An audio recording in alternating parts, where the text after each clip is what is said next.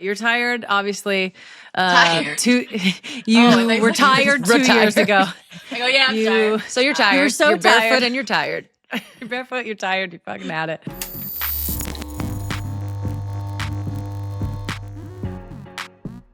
Hey, everybody. Welcome back to the show.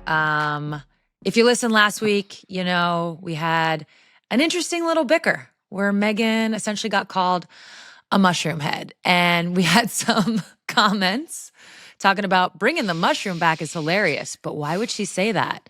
I don't know. Ex-Renab, we'll call it. I had to quaff my hair back today in response. Why would she say that? Why would she say that? I don't know, but it was she's not wrong, but I'm like, why would you say it? It was funny. People are also curious to see the difference in what our notes app looks like. Do you want me to pull mine up? And is it empty? Yeah. Here's my notes. God, is it really empty? Here's my notes for the show. No, I mean not. Oh no. I'm not. I was gonna say. I'm not letting people. But that was it. Just one little scroll. For those, listening, Megan did like one push on a scroll and the notes stopped. I could go like at least 20 scrolls. Keep it all up here. Oh yeah, I'm sure. I can't. Anyways, we did love the vibe. I can't access. Listen, we love the vibe of having us be on the same team. So this week, again, we're going to introduce like the anti-Bicker bicker. Yeah. When we're united fronts, we're united fronts. We've also got Krieger joining the pod. Real quick, Diana Taurasi had a sneak peek of her doc series that's coming out on the 7th. So by the time this comes out, that'll be out. I've heard it's amazing. Can't wait to watch. For all of our friends in the Seattle area, everyone already knows Sue is getting a statue. It's going to be epic. I can't wait. We've seen Clay version. We've seen Clay Sue. We haven't seen Bronze Sue. We are bringing A Touch More live to the Moore Theater, famous theater here in Seattle, on Saturday, August 16th. I repeat, A Touch More live. Saturday, August 16th at the Moore Theater. Join us for a live episode. We'll be celebrating the unveiling, obviously, of Sue's statue outside of Climate Pledge. And it's just going to be a really fun Seattle-specific show. This is kind of the first like vibe like this that we've done. So check out the link in our show notes for tickets or visit atouchmore.com/Seattle. And a big ups to Nike for supporting the event. Can't wait to see everybody there. I'm Megan Rapinoe. And I'm Sue Bird. This is A Touch More. Let's get into it. Support for A Touch More comes from Icy Hot. You want to run, lift, and sweat harder than ever before, but that doesn't just happen in the moment. It starts the night before. All you need is a mixture of cooling and warming sensations plus soothing fragrances. Specifically, you need Icy Hot Nighttime Recovery No Mess.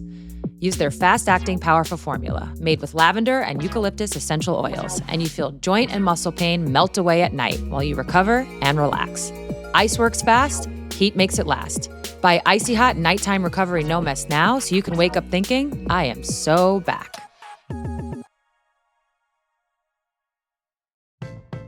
Support for A Touch More comes from Delta Airlines, the official airline of the WNBA.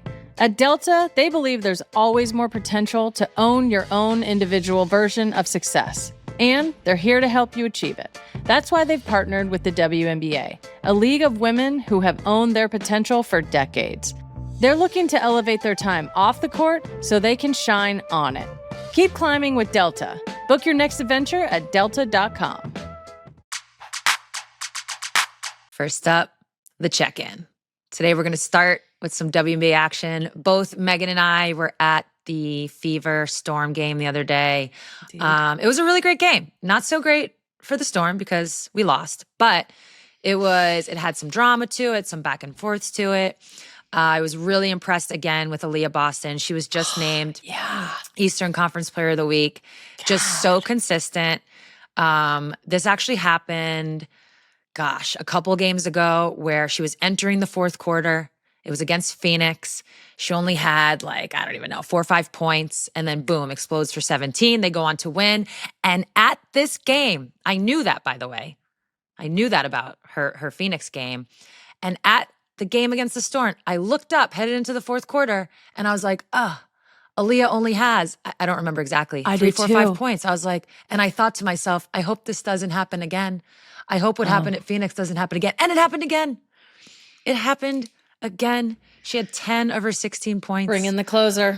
In the fourth, finished with a double-double with 12 rebounds. The Fever are 5-1 after the break. They're on a 5-game winning streak. That does lead you to wonder if that takes a little bit of pressure off Caitlin Clark, right? Like, I'm sure there's some pressure to come back, but now they're winning. Yeah. Is she able to focus on herself? And I actually know the answer because I was able to interview her for Bird's Eye View. We talked about all the things, one of them being just how hard it is for her to be out with this injury. That episode drops August 8th, so you have to check it out. She's such a basketball junkie. You can just tell, like, it's just, she's like paper in hand, sweatsuit on. She panda dunks always. She definitely wants to be in that game. We hope she gets back Yeah, soon. the panda dunk is like the coaching uniform right now. Yeah, she's on pretty much all of them. Paper in hand, panda dunk. She's on the payroll for the coaching staff. You explained this trade to me, and I need you to explain it to the people because I was like, I don't get it. The Lynx trade for Dejanay, they send Carly Samuelson, who is on injury, who was then waived by Dallas. Sad. It felt like that was unnecessary day of Dallas for our friend Carly. But okay. That's when the business is tough and harsh. Hated it. We're sending so much love to Carly. Yeah. Hopefully it means she comes out here more, though. That's our to visit her sis. sister. Yeah. And then Lynx also sent Diamond Miller.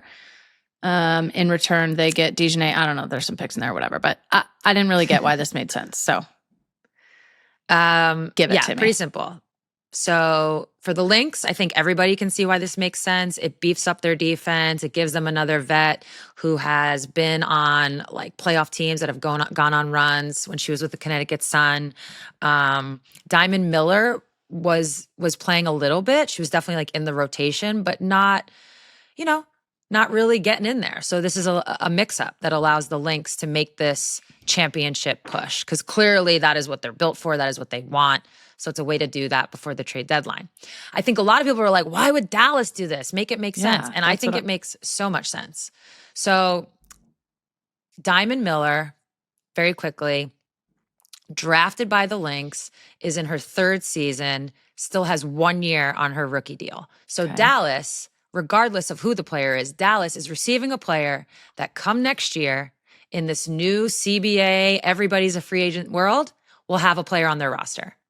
So that's first and foremost. Okay. So that helps. Whereas Carrington, had she finished the season with Dallas, would be a free agent next year. And Dallas would be dealing with that part of it. So that's first and foremost. I think it's important for teams as they prepare for next year it's for some teams it's just too late, but they had to have already prepared for this.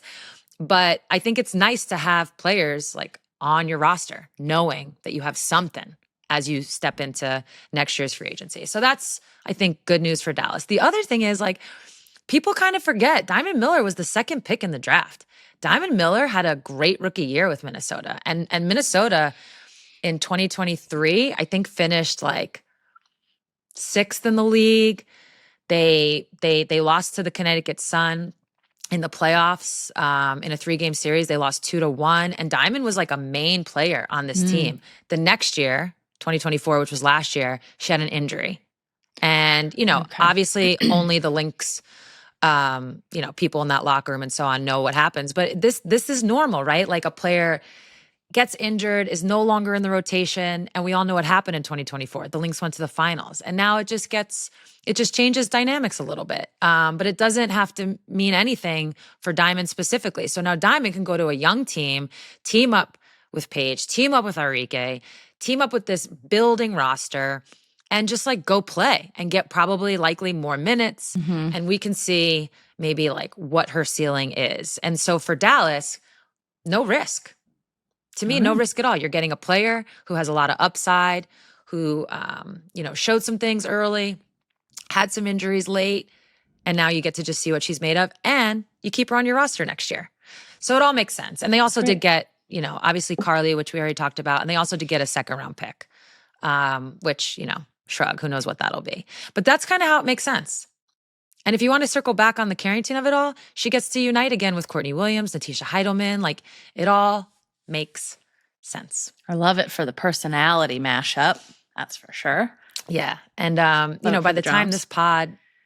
this pod drops, the trade deadline will have come and gone. So I'm excited to see if anything else happens. So people, keep your eyeballs on for that. If stuff does happen, we'll definitely break it down next week. And that's pretty much it.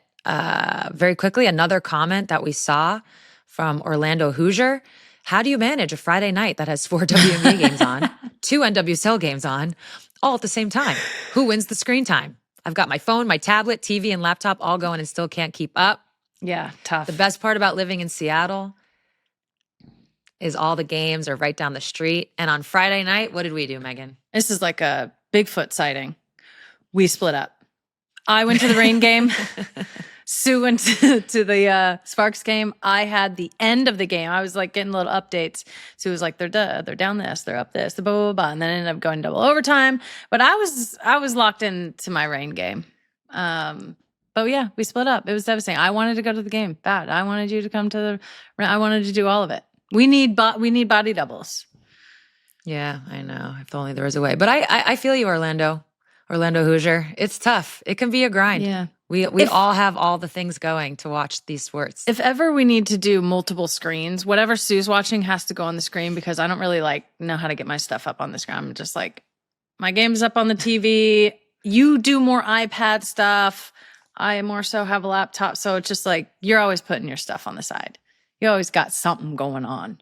Sue's a multi-screen kind of person. And like, that must be your ADHD or something because... Yeah. I mean, like the Lynx play the Liberty this coming Sunday, and I'm probably going to have it on a screen somewhere because I'm intrigued. 2 teams without their best players battling it out. By the way, what a bummer. Fee's injury, major bummer. That thing hit the floor. Major bummer. I know. I don't even want to, it was disgusting. Ugh. I'm so glad that it's not as bad as it looked. Yeah. In these moments is when I'm just like, sometimes the basketball gods are on your side. Yeah. And things just align. And sometimes they're not. I feel like this season has been the tale of the basketball gods just really giving it to us. Yeah. Right? You've got Caitlin being hurt. There's all kinds of storylines. Fee and Stewie are both out, which is just a major bummer. But yeah. So that's that. I think on to the Soccers. You just talked about going to the Rain game. You've been tapped in. What you got for us? I've been tapped in. Well, the NWSL is back. It was on hiatus for so long. It just so happened there was an international break and then the Euros were happening. And I don't know if that was specifically taking a break for the Euros, but they also have built into their CBA, a break in the middle of the season. And then, I don't know, maybe another national break after that. But it felt like they were off forever, literally almost 2 months. They feel like they haven't played at all. So it's finally back. Last Friday was the first game. I went to see the Rain Boys. Were playing, both LA teams were in town. And basically the highlight of that game, and what is always true, is Jess Fishlock's going to Jess Fishlock. And she came in, that tiny little dragon. She didn't play the first half. She came in, absolutely changed the entire game. She's just pure class. She had such a great Euros also. Obviously their team lost every game and didn't play that well, but for a player of that level to be able to play that good. She just had a great Euros. So it was fun. We won 2-0. The vibes were good. It was a beautiful night and the homies scored. So I was pumped. I was like, thank you, Jess, for scoring while I'm here. It felt like a gift. The state of the league, where we are. KC at the top, 10 points clear. They're on 36 points. It's Orlando and the Spirit are at 26. The Wave are at 25. Rain are at 24. I think Portland's right below that with 22. So everything is kind of smushed besides Kansas City.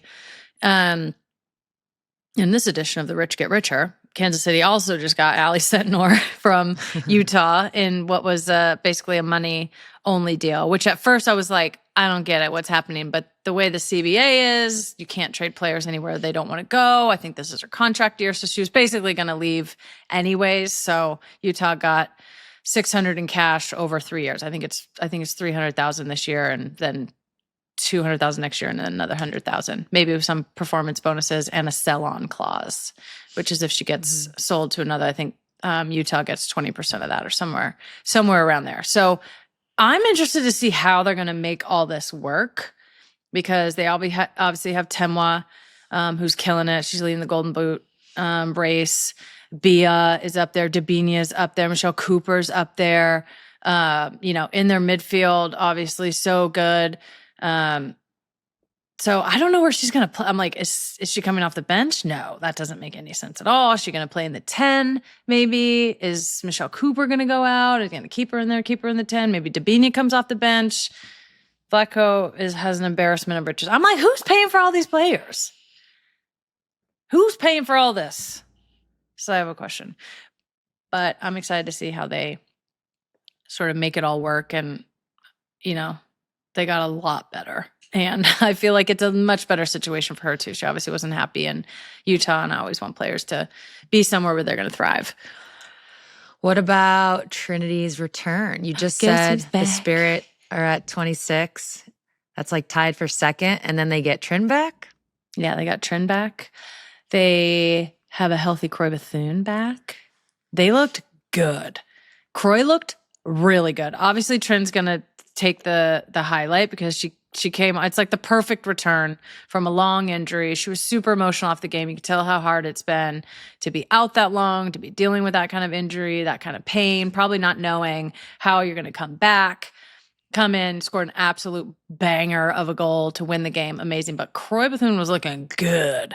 Just gets into good pockets, crafty, obviously midfielder of the year last year for a reason, but she's pretty much been kind of like in and out injured since then. So I was excited to watch her play. She looks good. And if those two get going together, like that's just like the perfect thread. Crafty midfielder underneath who can score goals and create with someone who can push pace and is creative like Trin.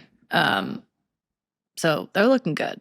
Rest of the league played as well. Yeah, they have, I think, they're in a long season. So we're just basically getting started in the back half of the season. But I'm going to kind of be watching like who's going to be able to make a push. Who's going to be able, obviously Seattle got Mia Fischel as well. Still getting back to full fitness. She played a few minutes in the game. They could be dangerous. Lynn Williams is playing up top. If Jess is in good form and able to give them, good minutes every game, that's going to be big. So I'm excited. I'm excited to kind of see who of that second group is going to pull apart. San Diego's been playing great this year, so we'll see. I didn't realize how tight it was. Oh my gosh. As you guys call the table. In the table. How tight those spots are. So yeah, NWSL is going to be pretty fun down the stretch here. What about, we got some non-NWSL news. Yeah, the last of the international tournaments. Obviously, we were at the Euros and we talked about that, but Brazil won their 9th Copa America in a penalty shootout. Marta, casual player of the tournament, subbed on in the 82nd minute, scored twice. I mean, just like, what do you want to say? It's just like, she's that bitch. I don't know what to say. I mean, what? You're going to come on and play just a few? What I love most about this is how Brazil has been able to transition through these different periods with Marta still being able to have a role. Obviously, it takes Marta being willing to, come off the bench or to play a different role, but they've been able to like stretch her out over such a long period of time and still, get game winners and tournament winning performances out of her, even while she's not maybe able to play all the minutes. So shout out to Brazil and the management there for being able to get the most out of her. And still, it's like, I wouldn't want her on the field ever. You just know she's going to do something great. Man. Shout out to Marta and Brazil. Yeah. So much going on in the soccer world. There's nobody better to talk to than our next guest. So let's bring her on. Support for A Touch More comes from Icy Hot. There's no match for that feeling you get from a good comeback, especially after being out of commission for a few days. And let's be honest, you were mentally ready to get back on the grind on day 2, but your body needed time to catch up. Well, with the right post-workout treatment, you actually can be ready to get back in the game. Icy Hot Nighttime Recovery relieves pain at nighttime while your body recovers and repairs. And like regular Icy Hot, it's fast-acting, with a cooling sensation to instantly ice out the pain, and then a warming sensation to keep it away. Ice works fast and heat makes it last. It's a no-mess, quick-dry formula that makes for a comfortable application. Its crafted fragrance blend includes lavender and eucalyptus essential oils that'll help relax you for bedtime. Tomorrow's comeback starts tonight. And with Icy Hot, you're so back. Buy Icy Hot Nighttime Recovery No Mess online or at a retailer near you. Support for A Touch More comes from Delta Airlines. If you're a listener of this show, you probably heard that the W never had charter planes. Well, that all changed last year with the help of Delta. They stepped up, getting the players where they needed to go, allowing them the time to relax, break down film, talk about matchups, or do whatever we all like to do on planes. Eat, sleep, and have a good time while thinking about our next destination. So, what do you do right when you get on the plane? When I have a long flight, I immediately check out all the movie options. I take my time. I watch a lot of trailers, and I use the favorite function. I think this is an underutilized function when people are on long flights. You got to favorite these movies. This way you don't got to go back and forth and try to find what you liked. I never knew that. It goes right in the favorites. We're getting comfortable. I'm usually sitting crisscross applesauce. I'm dialed in. I'm a window. You're an aisle. This works out great for our relationship. So, if you're looking to make major moves around the world this summer, keep climbing with Delta. Book your next adventure at delta.com. Introducing two-time FIFA World Cup champion, 2023 NWSL title winner and holder, UEFA Cup winner. Ali Krieger retired from professional soccer in 2023 after an 18-year professional career. Yeah. Germany, the U.S., everywhere in between. Ali, welcome to the show. Thanks so much for having me. I'm so pumped. We're gonna get to the really important topics, but first we have to know, what boots do you have on? Let's see them. I'm actually barefoot right now, so. We can't let that. That's why you wear the boots. Different kind of boot. That's oh.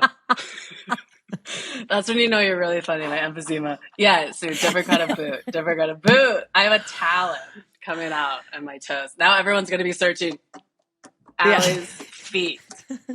You can get on OnlyFans and you wouldn't even have to work ever again. Listen, I'd probably make more than, yeah. Facts. Anyway. Okay, we want to start. The NWSL's back, so we're just going to start there. Yeah. They're back from the hiatus that felt like, I was like, did the league shut down and then start back up again? Did it fold? And this is a new, they were gone for so long. Were we bankrupt again? Or? It was like international break, CBA break, Euros break, whatever, another international break. Yeah. We're back. Trinity had an amazing comeback. Like, as a player coming back from injury, you just like want to just not totally fuck up when you come back. She had a great comeback. Listen, the Reign are looking like they could win it all. I don't know. I'm just saying. Let's not be, I'm just saying. Megan goes to one game, makes huge declaration. Megan goes to one game. Actually, they've been climbing up the table. They've been climbing up the table. The beginning of the year, I was like, Laura? Yeah. I know it's not you, but. Per my notes, what are they? I think they're fifth in the table. It's like they're Kansas City's top of the table, 36. Everyone else is like smushed in, and then one team has 6 points. We're just going to leave that. But okay. Yeah. Themes you're looking forward to or thinking about heading into the second half of the season? What are you keeping your eye on? Now that the big news, like, obviously you bring out Kansas City. Well, Allie Sentner just got traded there. And I'm like, do you really need, like, what? Like, I don't know. Is she going to start? Like, who's paying for all these contracts? Was Dabinia going to sit on the bench? No way. So that's going to be kind of interesting to see that dynamic happen and how she fits into the squad. And obviously, what is Utah doing? They're obviously, adjusting the way that their structure is now and the way that they want, their players to be in the squad. So the personnel changes there, the change within the club there maybe. So that was a big move. So that was surprising for me. What the? But then I feel like you guys first of all, I was have like, banger trades happen. I know. The NWSL always has some bangers. The structure of the salary cap, the CBA now is that you can't be traded against your will. So and I think she was in her contract year. So it was like she was going to leave and go wherever she wanted anyway. So at first I was like, well, you're getting money, but first of all, who wants the money to go there? I don't know. I wouldn't want to play there with how it's going. No shade, but you can't even spend the money. And but then I was like, oh, they're going to lose her anyways. Yeah. So. And then also they play against each other this weekend. So then I was thinking maybe there's a clause that she can't play against her former team. But I think that's only when you go on loan, right? When you're on a loan spell. So I think we'll see. We'll see what happens. And then the other big talk is the Golden Boot race, right? You have Esther Gonzalez with 10 goals. You have Temwa Shawinga on Kansas City with 9. You have Barbara Banda with 8. You have who else? Which is so impressive. And I want to know your opinion, Pino, about Riley Tiernan on LA, who has been, I think she has 7 goals, who's been the rookie, maybe rookie of the season. She's awesome. I think she's just taking advantage of every single opportunity and doing so well for LA and kind of keeping them. I mean, they're 11th, I think, right now, but they're, she's keeping them in the running. So that's also a huge talk too for who's going to kind of come up big with the amount of goals. I feel like we've just named so many like top players, top names. I'm actually curious though, when you think of, it could be the NWSL or the national team, but maybe more so the national team. Like, who are you excited about? Like, what players, when you watch them, you're like, oh, I'm excited about this person. I'm really excited about Alyssa Thompson. I think obviously Trinity Rodman's hands down. Like I really love watching her play. And obviously she proves herself game in and game out. But Alyssa Thompson, I think Kat Macario, obviously Sam Coffey, shout out for Penn State, fellow Penn Stater. We are. The old Tuckaroo. And then, Tuck, you gotta love the Tucks. Yeah. I just love her so much. And she's just so solid and consistent. And then you have, obviously, Lindsay Horan, defenders first. Naomi Girma, hands down, because I'm a huge fan of the defenders because we don't get that much praise all the time. So shout out to her. I mean, she's unbelievable. And then Lindsay Horan, obviously just like leading the standard, and like kind of carrying the team. So yeah, that's, I don't know. Those are a few of my faves. And then 2 other players joined Lyon with her. So Lily Johannes, I'm sure Pino, you really enjoy watching too. She's from Springfield, Virginia. So I'm pumped about that. But they're all going to be so incredible. Like, I feel like they're so much more talented than well, I should say just me, than I was at their age. No, they really are. They're like so good. The pool is really deep. I mean, all the players that you just named, and then you didn't even name, a Rose and Allie Sentner. Obviously, the 2 out on maternity leave, 2 parts of the triple espresso. We're talking Corey Bethune. Like, there's just like a lot of playmakers also, like obviously over the goal scorers, but I mean, we were at the final of the Euros together, like people who can play make and unlock the game in different ways is just huge. Players that can be special like that. So yeah, the team is way better than I want to ask both of you a question. So like now when you look at the younger players and you think back to yourself even, what do you think the difference is in this generation? Is it a mindset? Is it a skill set? Are they teaching the game different? Like, what do you see in these younger players that's just different? Because every sport has an evolution. It's not about who's better or who's worse. It's just there's an evolution to how the game is taught. Oh, I'm like, that just all sounds nothing on me, honey. No, just kidding. I'm getting Alyssa back for what we said and talked about in her interview. No, because she said her sister could beat me at my prime. Because I said, who would you take? And obviously she chose her. But anyway, no, all jokes aside, I think the mentality is just a little bit different. I think the resources and the accommodations are a lot different. So I think they have a lot more support than maybe we did, both mentally and physically.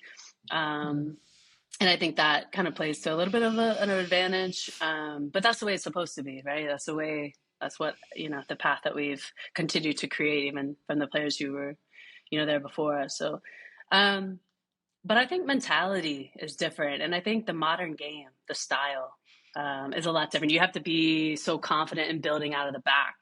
Whereas like you could toot it and boot it in our day, like where I would just be like booted up to Abby, right? Pia would be like, just send it forward. And then Alex would like run onto it, you know, and it just was like, that's what it was. But now you have to have like a modern goalkeeper where you can build out with a 3 and she's a part of the 3. So the game's just changing, you know, into more of a possession-oriented style, which wasn't always the case when we were. Was it attractive, and did we want to play that? Of course, but that wasn't always available to us with the personnel that we had.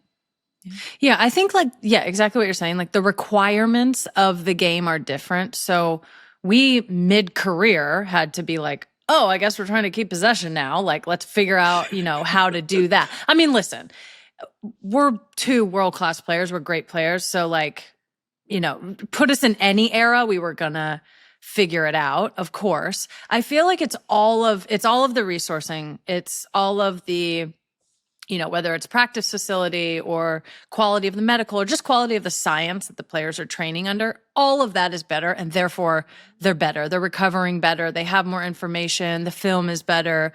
So all of the things that like you can control and teach and like that are the requirements of the game, they're way far ahead of where we were.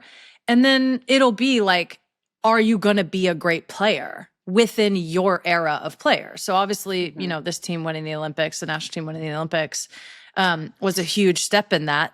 We'll see what kind of career they have with the talent that they have, like in the modern game and in like this era. Because things that you have to have no matter what, like mentality. You have to work harder than everybody. You have to understand the game and like have the special something. And that is like, it doesn't matter what era you're in, the greatest players have that. So I think we're still, you know, jury's out on some of the players in this era just because they haven't played in a World Cup. They haven't played in a championship. They haven't done it back to back to back. Like, you know, a lot of teams have won one thing. Like a lot of teams have done one thing, but like the best teams, you know, do it over and over again. The best teams, you know, England winning the Euros again. Like Spain had a chance to like really cement themselves as World Cup winner and then Euro winner, and they didn't. Germany, 3 World Cups in a row, or two or three World Cups in a row.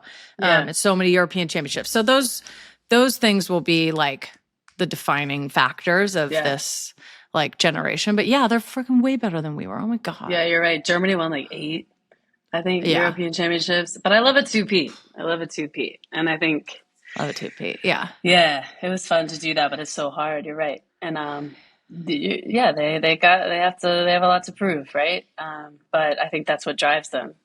I think that we'll see if they could thrive under that pressure. Yeah, it's I feel like it's a fun time. They have a great manager that they all seem to really love. It's getting the best out of them. They have a super deep squad. And I feel like it's their time to like cement themselves in the history of like the women's national team. Like this is a whole new era, all new players. Like it's a different vibe. So I'm excited and we're going to bring it home in 27. I'm just calling it now. Well, yeah. And they also need to make the final because we only show up to the final. So they need to be there. Let your aunties come, okay? Let your aunties come. Figure it out. We gotta get our travel plans locked in. Yeah, exactly. Like, we gotta do the like Friday night finals on Sunday. Hey, you want to go? You ready? Okay, let's switch gears a little bit. You're tired, obviously. Tired. You were tired 2 years ago. I go, yeah, I'm tired. So you're tired. You're so you're barefoot tired. and you're tired. You're barefoot. You're tired. You fucking had it. You retired 2 years ago. But you're still taking home $1 million prize money with your former teammates. Obviously, TST. We followed right along. You've always been a soccer junkie, and you've said you miss the game so much. So what does retirement really mean when you're still out here balling and playing and winning tournaments? And like, what do you miss the most about it? What is it that you're missing? I miss it so much, and I'm not afraid to say that. Like, I miss pieces of it, right? Like, I honestly thought like I'd really struggle with the identity shift after playing professional soccer, but I feel like it's come, I don't know. I feel like it's come a lot easier than I assumed, and I was surprised by how ready I was for this phase.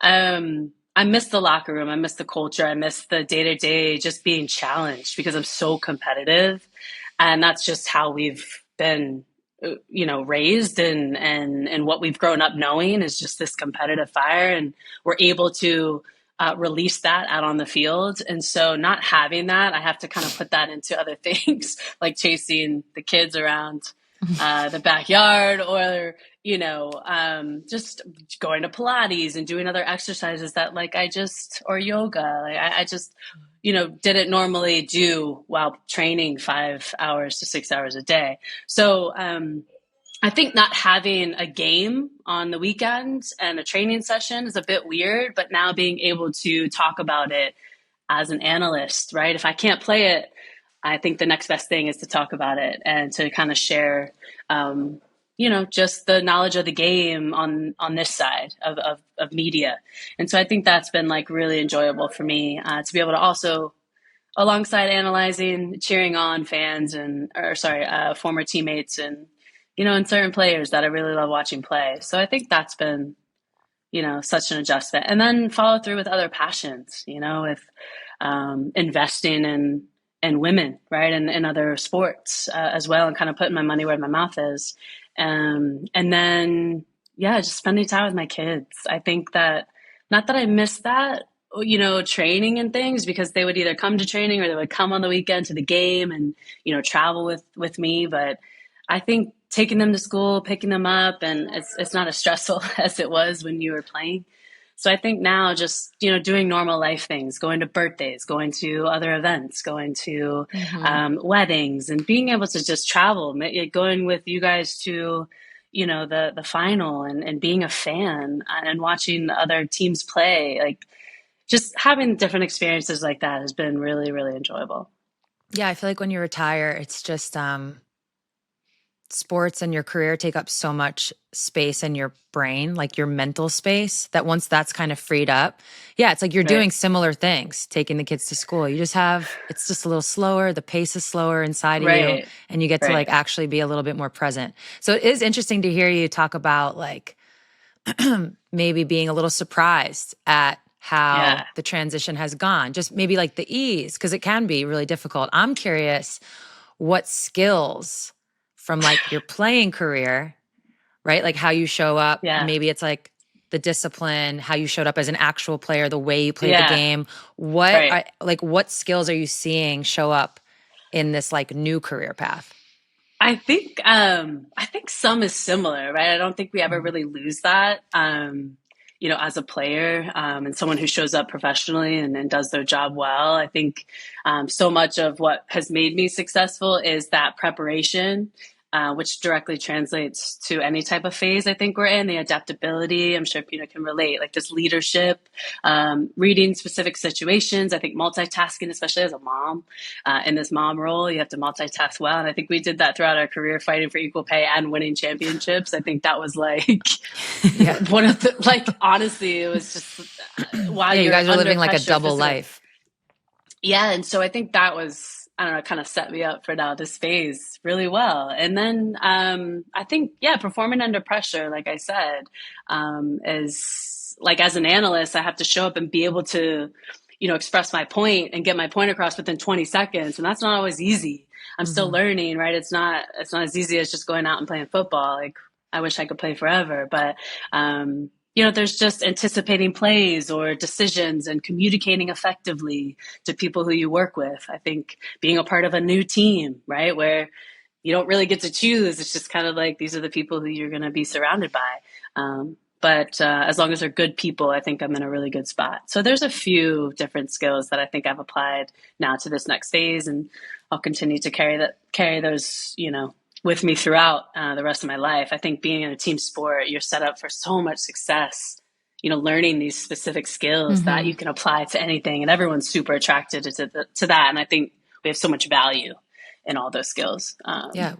What else have you had to learn from scratch? Getting your point across in 20 seconds, that's a whole different skill. What else are you finding that you have to learn?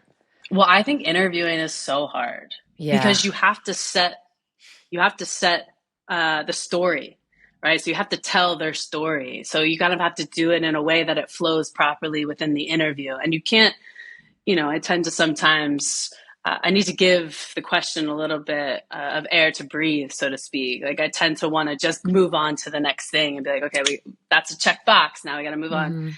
and allow the guests to really tell their story. And sometimes go off script, right? So it's not so set in stone, the questions. I think I need to just hear what they say and then maybe apply some of what they said into the next question as a follow-up.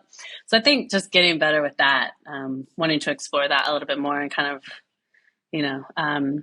I guess just refine that a lot more than I have been. So that's kind of the next goal, but it's only been like a year. So I got to give myself some grace. I used to do this thing. I mean, I hope I still don't do it. I've been working on it where I ask the question, answer it for you, ask it again. And then I'm like, I just kind of lay out like, do you have anything to add?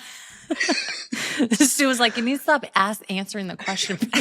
I'm like, yeah, but you're trying to relate. We all do it though. Yeah, you're trying to relate. That's what it is. Yeah, you're trying to set it up. You're trying to connect and relate. Yeah, you're trying to get something out of it too. Yeah. No. Do you find the live TV gives you a little bit of that juice from playing? Yeah. I found that in our live shows, not so much on when we just record, but in the live shows, I'm like, oh my gosh, I need to do some jumping jacks back here. I have, and I get that performance juice. Basically, that's what playing is. Do you feel that? Yeah, there's a little bit of fire underneath of you. You're ready to perform. It's this excitement feeling. It's not so nerve. It's not nerves. It's just all right, I'm on. This is it. And I know as a player, and you obviously feel the same, when you're under the lights, you're ready to perform, it's go time. And I'm so focused on being my best that, it's somewhat like that. It's obviously a little bit different sitting in a chair, not running, but you have to just sit and and no one's in front of you, trying to block you. Yeah. Right. It's harder. I'm not having to really, exert any energy other than just my mind ready to go. And, but it's a little bit of excitement like that. There's just so much I want to say in one point. I want to keep going and going. That they're all right, Allie, girl, you got to get out of here. You got 2 seconds left. Wrap it up, So that's we're still learning. Yeah. But some of what I felt when I retired, it wasn't identity crisis, but it was I got to lay this old baby girl down. She's done. That old player. Yeah, it's in the night's time, but it's you don't quite know what the next person is. How do you think about that? What excites you about this next chapter in your life? And how would you even describe this next chapter in your life? I think, great question. I agree with you. You kind of have to not say goodbye, but you kind of have to reshape that version of yourself that's now entering into maybe a more relaxed state. I feel myself a little bit more anxious than I used to be because I feel I could have, for 2 hours a day, you could go play and run around and not have to think about all the shit off the field. You could just play free and have fun and, have a certain focus of just that's the task. Right now I'm kind of my tasks are more broad. I have the kids, I have work, I got a meeting here. The structure is all messed up. It's there's no itinerary. I need to wake up and there needs to be an itinerary on my app daily. It tells me when to eat, when to sleep, when to wipe the goals myself. are clear. I mean, you guys everything is literally really had clear. it. You guys literally had it where it was clear. come to this room and now you're going to pee. Yeah. And you here's guys would the do toilet your paper pee to your tests. right. Yeah. We're great. Oh, I thought you meant when you had to go to the bathroom. Yeah. It's, everything was just set up, right? It's that's the lifestyle. And so not having that and having to make my own schedule, I'm who am I? What do I want to do today? I have the choice. I'm in control of myself. Whoa, this feels, and then you kind of, I can understand you where you're you kind of lost a little bit. You have to rediscover yourself and what you love to do and understand yourself on a deeper level. I had no idea that I actually loved Pilates and loved actually walking to the gym or, I don't know, having a coffee by myself down the street at the coffee shop and just gathering my thoughts before I actually worked, right? And I sat at my computer or I didn't realize I was really a massive structure person who needed to be super organized or, even loved organizing. I don't know. There's just little things that you find out about yourself later that you might not have learned, during sport. Totally. Support for A Touch More comes from Icy Hot. There's no match for that feeling you get from a good comeback, especially after being out of commission for a few days. And let's be honest, you were mentally ready to get back on the grind on day 2, but your body needed time to catch up. Well, with the right post-workout treatment, you actually can be ready to get back in the game. Icy Hot Nighttime Recovery relieves pain at nighttime while your body recovers and repairs. And like regular Icy Hot, it's fast-acting, with a cooling sensation to instantly ice out the pain, and then a warming sensation to keep it away. Ice works fast, and heat makes it last. It's a no-mess, quick-dry formula that makes for a comfortable application. Its crafted fragrance blend includes lavender and eucalyptus essential oils that'll help relax you for bedtime. Tomorrow's comeback starts tonight. And with Icy Hot, you're so back. Buy Icy Hot Nighttime Recovery No Mess online or at a retailer near you. Support for A Touch More comes from Etsy. With their off-court style as coveted as their on-court game, stars Cameron Brink, Skylar Diggins, Nneka Ogwumike, and Breanna Stewart are teaming up with Etsy for an exclusive collection. Each item is co-designed with an Etsy seller to reflect that player's personal style. By blending self-expression with craftsmanship, this collaboration is more than a drop. It's a celebration of the shared spirit of grit, originality, and heart that drives both athletes and makers to create something truly special. The 4-piece Icon collection includes a 2-piece clothing set by Skylar Diggins, an Etsy seller by Mary Lowe, metal statement earrings by Nneka Ogwumike and Etsy seller Deja Sparks Jewelry, an NYC-inspired charm necklace by Breanna Stewart and Etsy seller from Hadley, and press-on nails by Cameron Brink and Etsy seller Bling It On Nails. Plus, each athlete has also curated a selection of more style finds on Etsy, offering a deeper look into their off-court aesthetics and creative inspirations. Shop the full collection and curated edits exclusively at etsy.com/the-icon collection. Okay, I want to switch in a little bit to like what's happening in the game. There's been insane growth. Like since 2019, it's like every year it's like just wild, whether it's Champions League or the NWSL or the Euros or the World Cup. So we've seen so much growth in this game, and I feel really proud of our group. I feel like we set a really good foundation for this kind of growth. But how does it feel to watch kind of the evolution continue from this vantage point now? Sue and I have talked a lot about like, well, I would fucking love to play in this era too. And it kind of sucks. And it's like, I'm kind of jealous, but I'm also like, I'm so proud also. But how is it for you to watch it from this vantage point on the other side of it now? Yeah, I love it. Obviously, it's exploding, right? And exactly where we thought or wanted, not really thought, but we wanted it to be at. And I think that we've kind of, I feel super proud of what we've accomplished, not only because of that's something we've worked towards our entire lives of trying to perfect, right? And win championships was our ultimate goal. And then accomplishing that in itself was amazing. But then I'm super proud of just, us fighting for equal pay and more quality and higher standards within the clubs and organizations so that these younger players can have an easier path than what we had.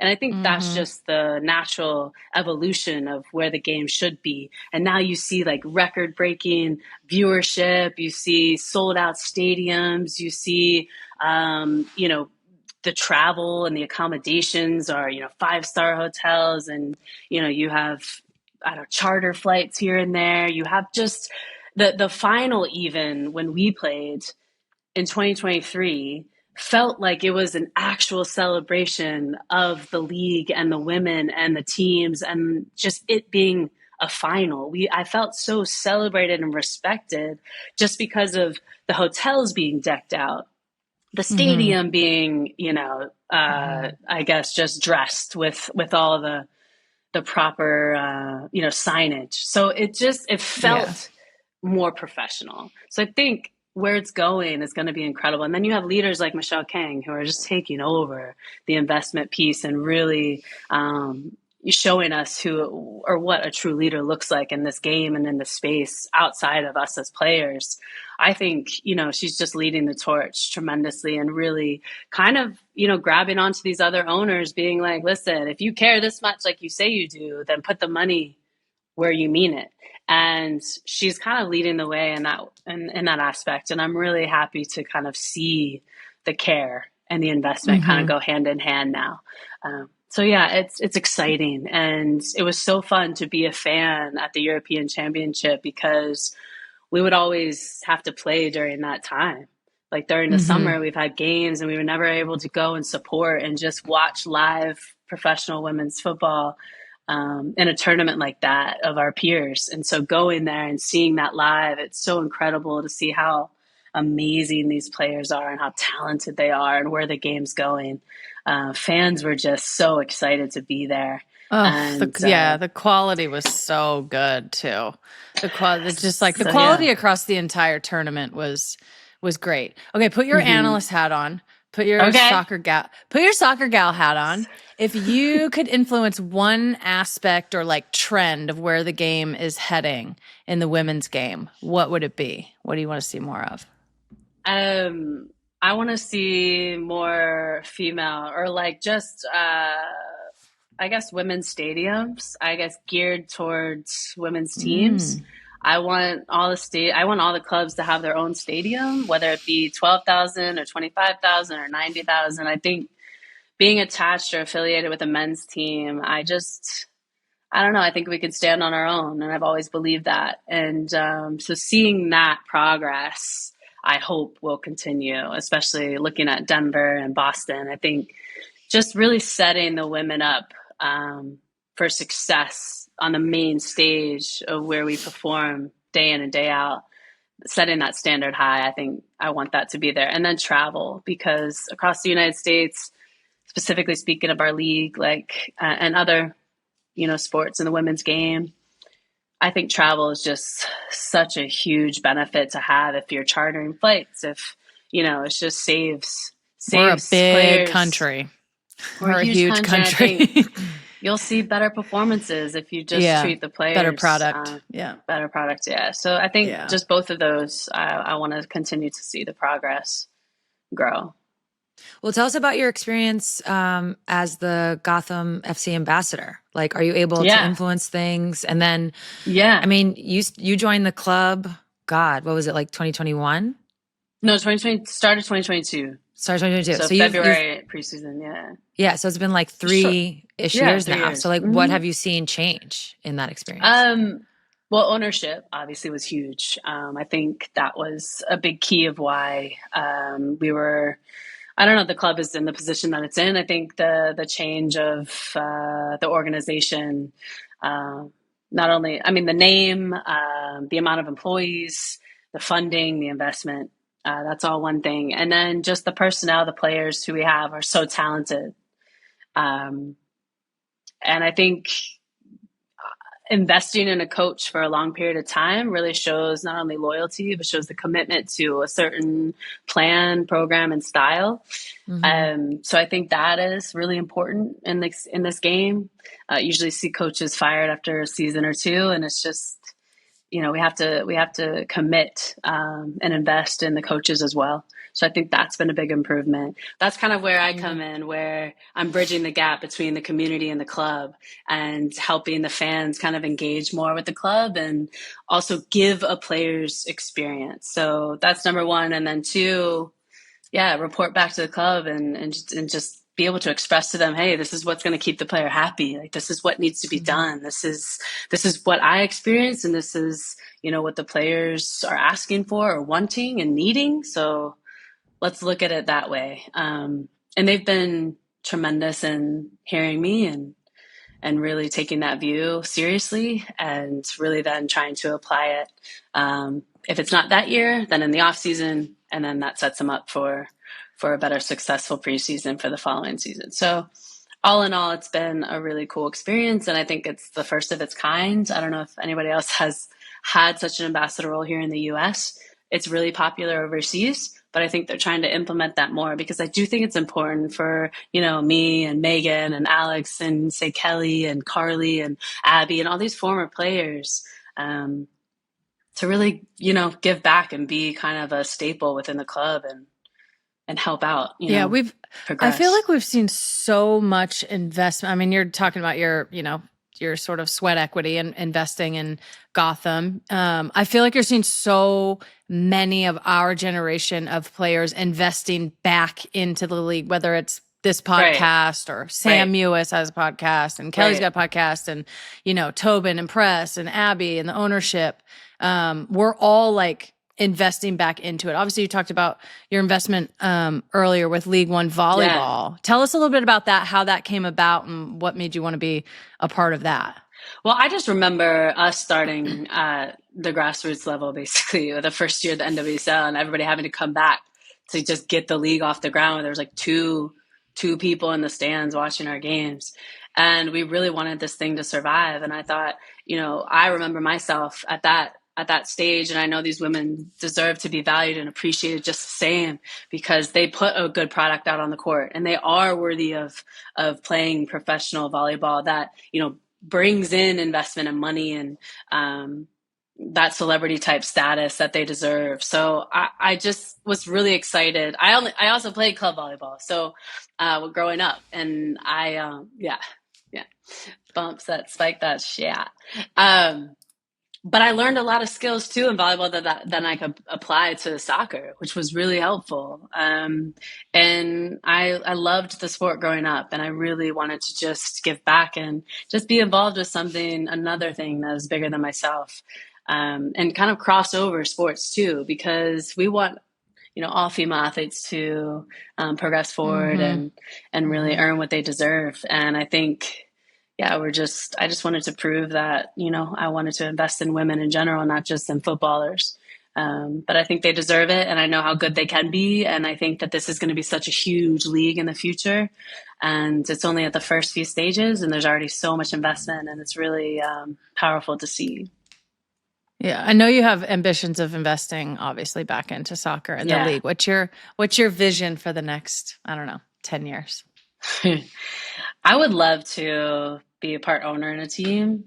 I would love to connect with maybe a bigger investment group. And that's the goal. I just want to dip my hand into it and have more of a positive effect on it. Because I care, and I want these players to have more than what we had. And I want them to, become the best players that they could become with the proper people behind it and the proper positions that they should be in, to help guide them. So, and if we don't do it, or if I don't do it, then who will? That's the kind of mentality that I have. So I want to stick to that. And I don't know if I want to do day-to-day operations, but I'd love to just continue to invest and be smart about it. No one has time for that. I don't think you do. Gotta take the kids to school. But just put my money where my mouth is continuously, and fight for these women to have something that we never had, and make it a little bit easier for them. Well, for me personally, it's been so much fun to get to know you, Allie, and watch your friendship with Megan. And that's why I need to know, because you guys are LOL to the absolute max. What is one of your funniest moments with Megan that you can share on this podcast? There's so many. I know it's hard to pick. I mean, if I could just wrap it up into a ball, I think just all of our shit talking that we would do during camps, but then she would come up with a one-liner in the most serious moments. I think it would be in a team meeting, or a pregame talk, or I don't know, she would just always find a way, or a match day -1 training. I think she'd always just find a way to make us laugh, or make it a little bit less serious, so that maybe we could all kind of just breathe. Or getting in a fight with Trump in 2019. I thought that was really funny. In the middle of our World Cup, in the biggest tournament of our life. That was really funny. Online. She came at me. Yeah, she came at you. She came at you. Yeah. But just moments like that where we would go out and have wine nights and just shoot the shit. And I think those were like my favorite moments. What about right after I tore my Achilles and Sue had to go on a work trip and you came over to babysit me? Wait, that was probably a funny moment. You started doing like your sit-ups and stuff, and I was like, girl, just put your foot up. Like, just put your Achilles up. You started doing like your workout. And I was like, I came home later that night. I came home later that night and I was like, what did I just walk into? It was you two and Carm. No, I was like, there's also the final was like 2 minutes 8 bottles ago. of wine. Yeah. 8 bottles of wine. Carm's 2 broken ribs. The final was 2 minutes ago. We're still like stretching our hamstrings out from that. I was like, what do you need? What do you want me to get? But beyond the laughs and things, like I just want to say like I love you, Meg, so much. And throughout our entire careers, like you've never wavered from who you are. And that's so difficult when you become as famous as you are and, over a long period of time. And you've never wavered from that pure Megan who's like unapologetically, consistently your true self. And I appreciate that and I respect that so much over the amount of time I've known you. So among, all the funny moments, like that stands out to me most is that you're always going to get your true self, no matter what version or stage that we're at. And I think that was really impressive throughout the time that we played. Yeah. Earlier in the show, I said I had to like lay playing Megan down, but I'm like, no, same me though. Bring her out. New year, new me, same me though. Same you, same always you. Same. Yeah, I just respect that massively as a friend. And but we had some funny times. I don't know. There's so many. I can't even. Constant. I mean, we had one last weekend. I was just going to say, less than a week ago, Allie turned, wait, how old are you? No, we don't need Let me go get the 31. Allie turned 31 at midnight. Right. Megan, in trying to be a good friend, went to the DJ in Switzerland and said, "Can you play some form of a happy birthday song?" And all they had was Sweet Caroline. Worst DJs ever. Which we were like, "How old are we? Do you have any R&B I was like, back there?" There she is. Look at that 31-year-old. Sweet 31. How gorgeous. Bless. I'm sorry. Is that I don't have happy birthday. I'm sending you that. But I got Sweet Caroline. No happy birthday, just Sweet Caroline. Yeah, I was like, listen, I tried to get happy funny. birthday. This is all they have. Happy birthday. And then remember my But also, boomerang? we're doing a lot of this too. Yeah, we're doing. Were we still at the game? The English people were loving it. Oh, they loved it. They loved it. All right, Allie, before we let you go, we got a little game for you. Okay, I'm ready. We like to do bench, start, cut. This is a visual version. This is a visual version. Okay. Yeah. Let's throw it up there. Bench, start, cut. These boots. Oh, More like boot, start, cut. You guys. Wait, I love them all. Well, okay. I know, you really do. I love them all. I've never seen anyone love boots so much. Honestly, like that was the ones on the left, the Versace ones, over the knee. That was my retirement game against Kansas City in 2023 for club. Right. So I think I'm gonna start those. Those are some boots. I'm gonna surprisingly and ironically, I'm gonna bench my real boots, and then I might have to retire these. I've had them for a while. They go with a lot of outfits, but the ones in the middle, those are going to have to get cut. Those are out? Yeah, I think those are out. They're out. All right, good answers. Last but not least, these are doozies when you do it this way, and we're just going to apologize ahead of time. The World Cup in 2015, the World Cup in 2019, or the NWSL Championship in 2023 with Gotham? Well, I'm going to start the 2015 because that was our first. Like, you can't sit that one. I think I'm going to bench the NWSL Championship, and then I'm going to cut the 2019. It was amazing, but like, I have to pick it's one. a tough game. You got to pick something. Yeah. It's a lot. Hate that. It's a lot. To end your career in the NWSL on a championship, I would have loved to, is really amazing. That's like cherry on top. Like, that's like so rare. I'm like so happy for you. Like, as a friend, you're like, you know what? My work is done. I'm out. My work is done. You know what? You're welcome. Thanks. And now I got to go. Yeah. And you know what? Gotham was like, are you sure you want to be done? Like, I said, yeah. Before they could even get it out, I said, yeah, girl, I'm out of here. I'm out of here. I'm tired. Done. My back hurts. My feet hurt. My neck back. Yeah. My quads and like my calves are tearing. It's not good. Everything. Krieg, thank you so much for coming on the show. You can watch Allie on ESPN hosting Football W for all of your football news. We love you so much. I know I'll see you soon. Yeah, see ya. Thanks for coming on. Oh, thanks for having me. I love you so much. Love you. Bye. Love you. I just love yakking to Allie on camera, off camera. Wherever we absolutely can. In Switzerland, in New York, wherever. We love her so much. That was a great interview, and it's cool even for us to hear what she's getting up to and how she's enjoying retirement. Speaking of, it's time to get into how we're staying fit. We're going to give you guys our workout of the week again. This is presented by Icy Hot. For me this week, I've been doing a lot of at-home workouts. Usually I've talked about all the different classes that I like to hit up, and I still do, but the schedule hasn't been fitting. So I've been doing a lot of at-home workouts and a little harder to motivate, but it is when I get to do my podcasting. I've been trying to time it up with like sporting events. Mm-hmm. We have a TV in this workout room downstairs, so I'll throw on a WNBA game or whatever it is, and that really helps me get through. But yeah, a lot of lifting, some treadmill action, and then you know what I have done? Some of the workouts that some of the classes do put me through or have put me through. I write them down from time to time, and then I just like mimic them. Yeah, so it's like I'm at the class by myself. But you're not. And you know what? It works. I don't always nail it, but it works. What about you? I also have been doing what I'm going to call a home workout.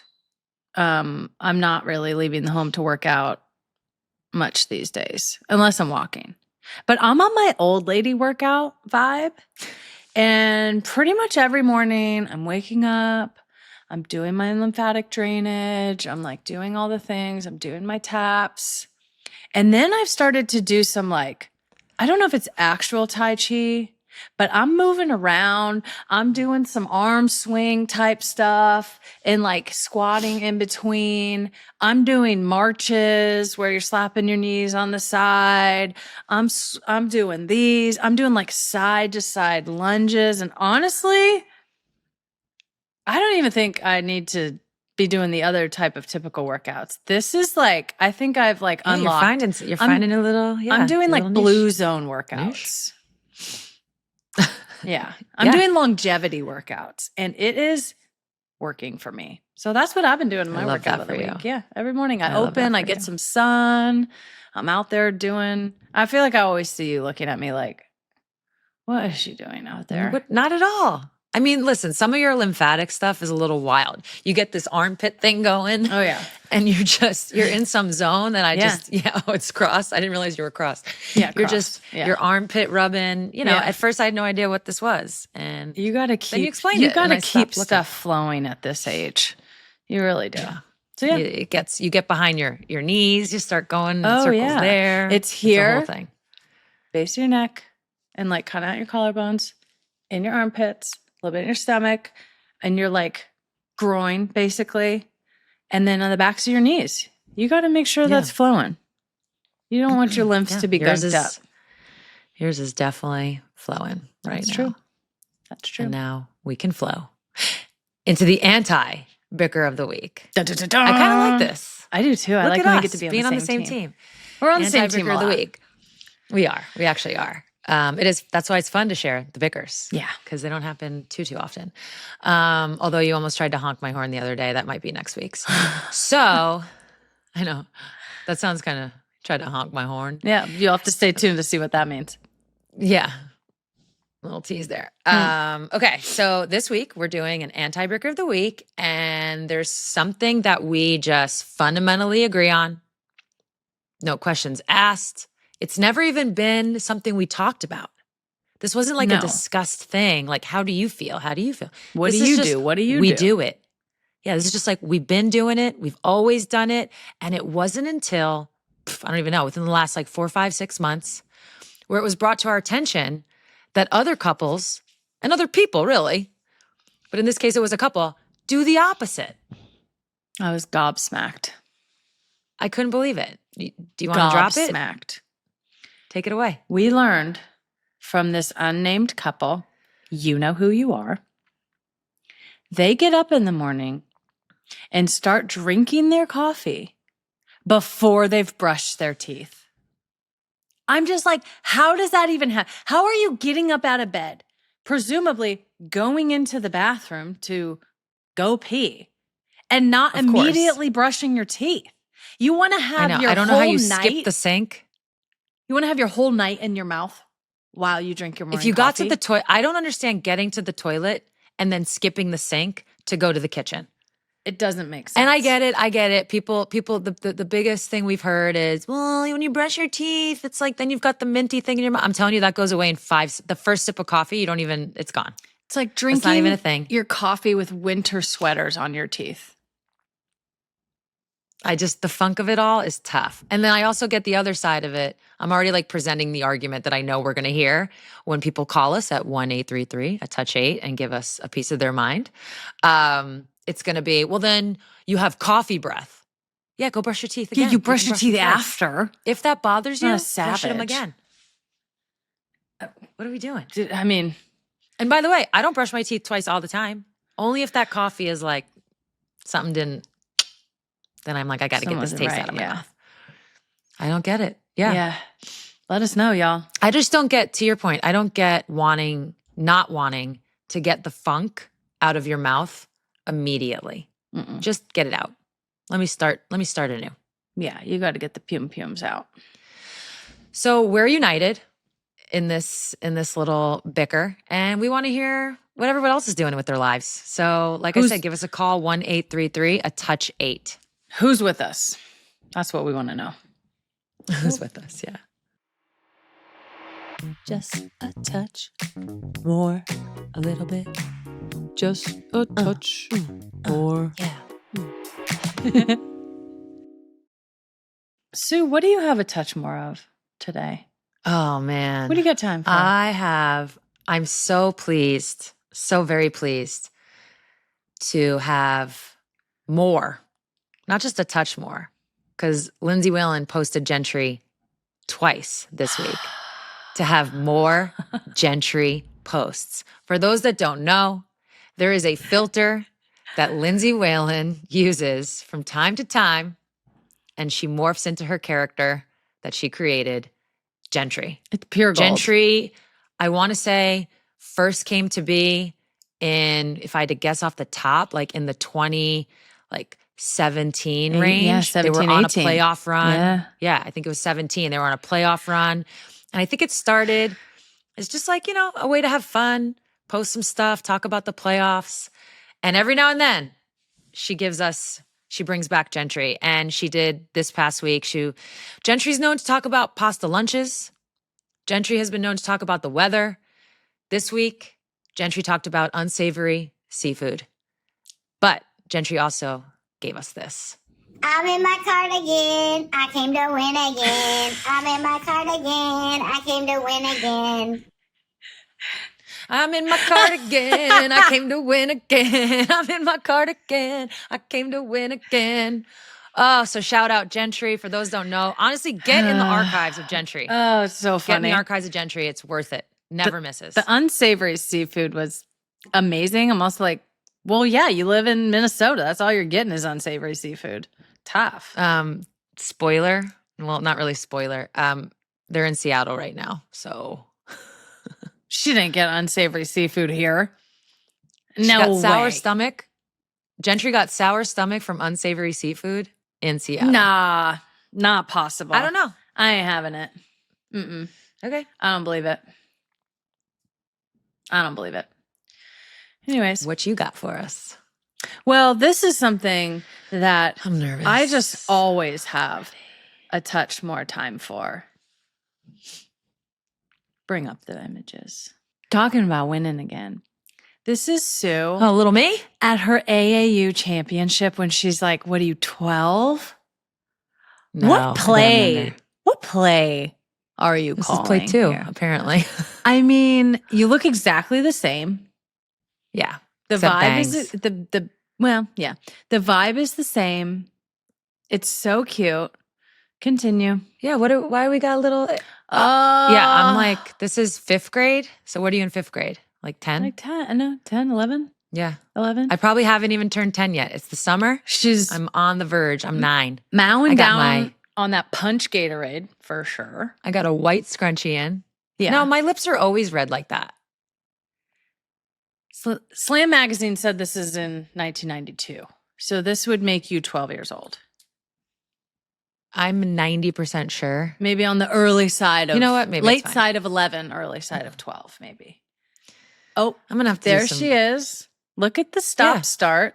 These are the early days of being able to hit a pull up. Look at that 90-degree finding the open man. You've drawn the entire defense to you.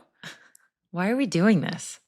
Because I wanted to do it for my touch. By the way, do you want to hear? It's so Oh, cute. thank you. Oh my God, look By at the way, you. fun little fact. You're so tiny. This we were followed. So right there, number 33 in blue, my teammate, Nisha Butler. Nisha was Shout out like Niche. amazing, like top player in New York City for sure. Like I think this is 5th grade. Amazing, like amazing player. Goes on to like. Honestly, I don't have stats off the top, but I wouldn't be surprised if she's top in scoring all time, goes on to Georgia Tech, just an amazing player. And I got to play with her at this early age. She is a huge reason, I've talked about this before, why I have a pull-up jump shot.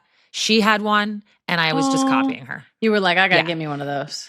Yeah, but because we had Nisha on our team, and we're like a team from New York, and we finished pretty high in this tournament. It was like the AAU Nationals. Sports Illustrated for Kids followed us and basically did like more of an article on her, but also on our team. Yeah. And Andy Bernstein, who's like he's a famous photographer in the NBA, covered the Lakers for, forever. I think all of Kobe's pictures are shot by Andy. These are his pictures. Well, He no was the wonder they look so photographer. good. Yeah, he was the photographer. So it's just this really interesting full Eye for circle greatness. moment. And honestly, anybody my age who played basketball, they're going to recognize that red team, the Kenner Angels. These mofos won the Nationals like 2-3 years in a row at one point. Everybody wanted to take them down. And we definitely lost this game because we never did it. They had Devastating. good jerseys. You guys are out here in t-shirt jerseys. I think there's And one by the way, more. now Do we you got guys- one more? If you wonder how I never So cute. She's a how Knicks I was fan. always able to remember. I was always able to remember plays. I mean, I'm literally giving you play-by-play from 100 years ago. These are great I'm wearing number photos. 15 because the number 10 jersey didn't fit me. Too big? Honestly, the number 15 doesn't fit me either. No, nothing fits you.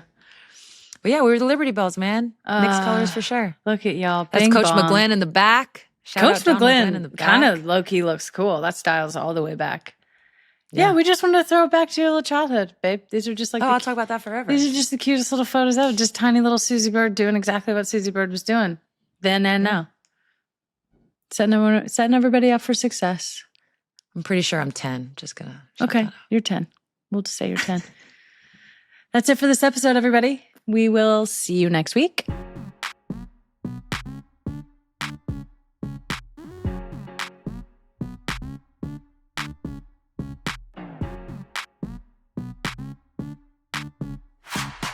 I thought I was in 5th grade. I was in 6th grade. My bad. I was 11. But I wasn't 12. Support for A Touch More comes from Icy Hot. It feels great to work up a burn during a workout, but the achy joints and muscles you get after the fact, that's the kind of pain that can hold you back. But not anymore with Icy Hot Nighttime Recovery. Experience powerful, fast-acting pain relief with Icy Hot Nighttime Recovery and its blend of soothing fragrances that'll help you before bed. Ice works fast, and heat makes it last. Tomorrow's comeback starts tonight, and with Icy Hot, you're so back. Buy Icy Hot Nighttime Recovery No Mess online or at a retailer near you. Thanks to Delta Airlines for their support for this show and for supporting the WNBA. Through their charter program, Delta has partnered with the WNBA to provide flights for all players. And as someone who spent a large part of their career traveling around the world, it makes a difference how you fly. And at Delta, they believe there is always potential to do more and help create the space to be yourself. So if you're looking to make major moves around the world this summer, it's time to check out what Delta has to offer.